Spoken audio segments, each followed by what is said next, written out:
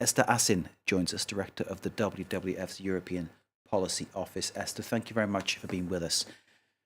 Just spell it out for us. How has this happened? How have we come to this? Yeah, I think it would be long to explain. It has happened because we've basically developed, polluted, and overconsumed our resources over the last 40 years. If you compare it back in the 60s, the European Overshoot Day took place in October, and we've been accelerating over the years. There was a small contraction in the late 2000s due to the financial crisis, not due to the shift to more sustainable policies. And this is where we are today, as you rightly said. We would need not 2 planets, we would need nearly 3 planets, 2.8 planets, if everyone on Earth lived as an average EU resident. So in terms of the urgency, Esther, tell us more about this. How quickly do solutions need to be found?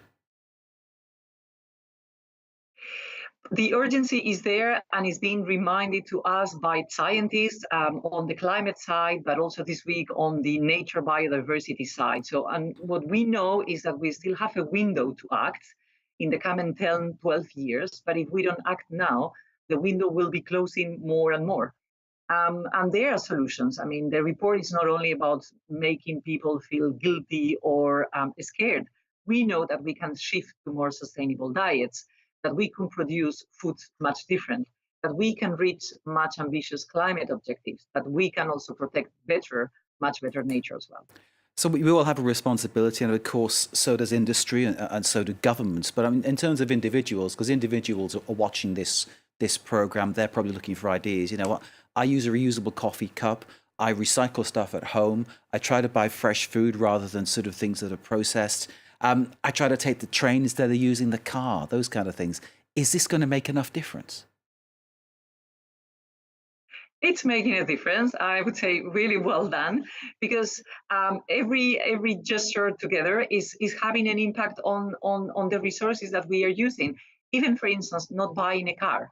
If you buy a car and you don't drive it, you will be using resources. But just not buying a car is having an impact on less resource to be used to produce a car. And as you said, shifting to other ways of mobility, thinking twice before we consume, thinking twice how we go on holidays as well, buying food that is locally produced and grown, not buying commodities that are fueling the depletion of nature in countries like Brazil and others.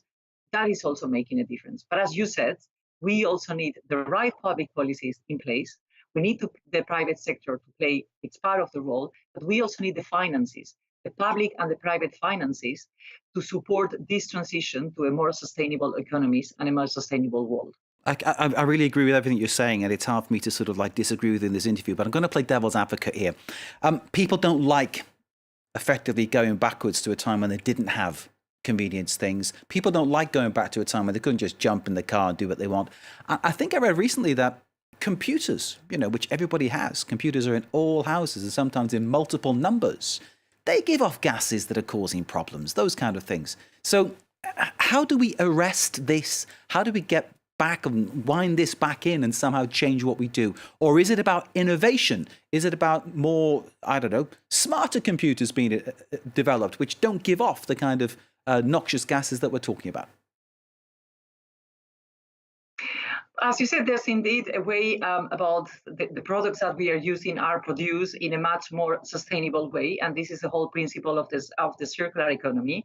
And the EU has been trying to do some progress in advancing some policies and legislation about that.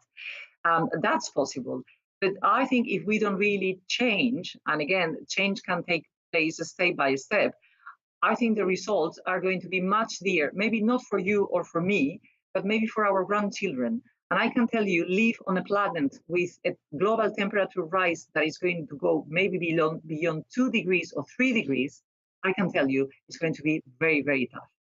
Esther, thank you very much for joining us from the WWF, the European Policy Director there. Thank you for joining us and Thank you. sharing that insight in what is really disturbing news, that we're using up resources even faster than we could even hope to replace them here in the EU. Change has to come for the good of the planet.